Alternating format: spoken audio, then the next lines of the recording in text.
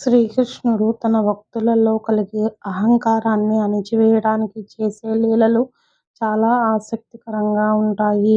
గరుత్మంతుడు, సుదర్శన చక్రం మరియు సత్యభామ ఈ ముగ్గురూ తమకు సాటిలేరనే అహంకారంతో ఉన్నప్పుడు శ్రీకృష్ణుడు వారి గర్వాన్ని ఎలా పరిహరించాడో చూద్దాం.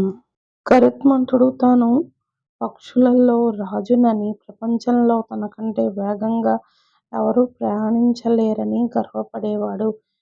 శ్రీకృష్ణుడు గరుత్మంతుణ్ణి పిలిచి నువ్వు వెళ్ళి గంధమదన పర్వతంపై ఉన్న హనుమంతుణ్ణి తీసుకురా అని పంపిస్తాడు.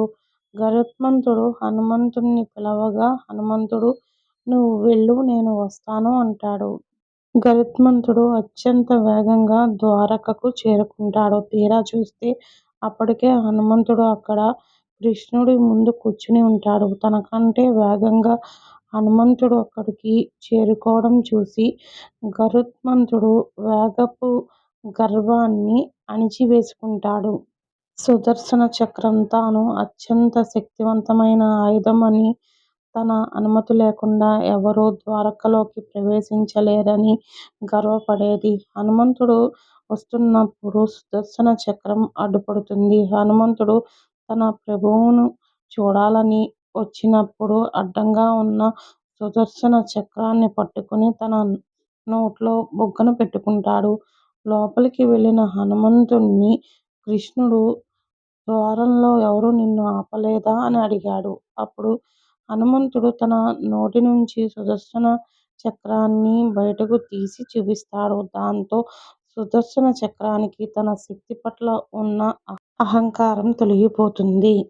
సత్యభామ తన అందము మరియు శ్రీకృష్ణుడిపై తనకున్న అధికారం పట్ల గర్వంగా ఉండేది.